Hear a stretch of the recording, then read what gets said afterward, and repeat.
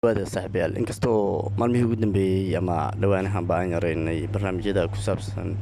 tacsida iyo dadka la dilay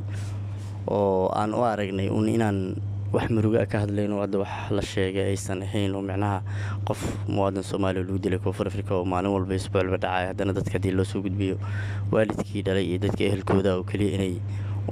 warku taalo ku noqonayso haddana tanu ayaan ka baxsan weynay wixii ka dhacay saacadihii la soo dhaafay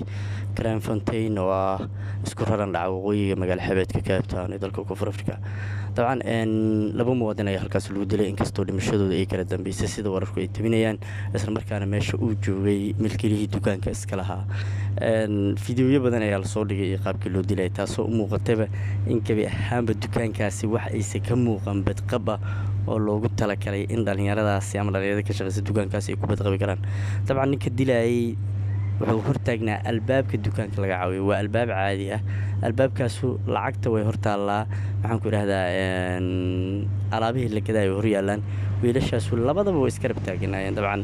marka la fiiriyo wiilka inta xabadoo ku dhacday wiilka kalena xabadaha way gaarayeen ninkaas ku dhacay marka labaduba meeshaas ayay ku dhinteen haddana badqab la-aan ayaa jirtay taasoo dukaanku xilli dambe furnaa dabcan iyo weliba dukaankaas dukaan caadi oo dukaamada weyn oo dhexgalka ayuu ekaa laakiin albaabka ayaa loo soo laaba fiidkii waxay ka soo noqdeen isweydiin badan iyo weliba in dadku Soomaalida ay goobaha bulshada dukaankaas ahaanba dayac ayaa ka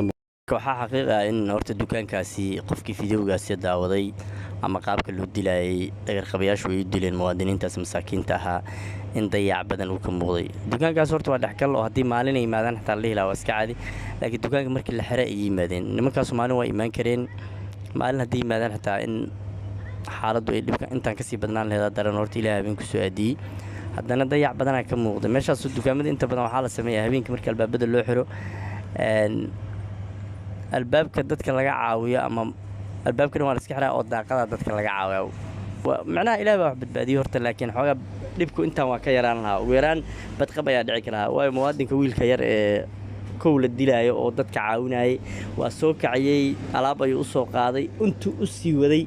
miyaa mase markuu ka soo dhammaaday markuu xoogaa ka soo noqday ayaa xabadda lagu bilaabay dhowr xabadooda ku dhacday waa la rafay nimankaasu waa ay ku hubsadeen cunugaas inuun ka badbaadayn macnaha beerka wadnaha caloosha meelo xun ay uga dhacdo aad buu dhiig baxayaa taas ayaa marka sabab u ahayd horta in macnaha labadaas wiil dhaawac u wada gaaro qof saddexaadna waa gaari lahayd meesha haddii uu joogi lahaa oo meel lagu badbaadi kara mayn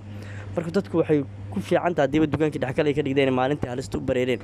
in habeenkii ugu yaraan ay dadka meesha ka shaqeeya ama dukaanka shaqaalaha ka ay badbaadi karaan waayo maalinta haddii laisku soo kalo waa waqti iska qoran inta badanna tuugada hadduu sida kolley baa isqarinaysa maalintii sooma galaan waayo maalinta ayaguba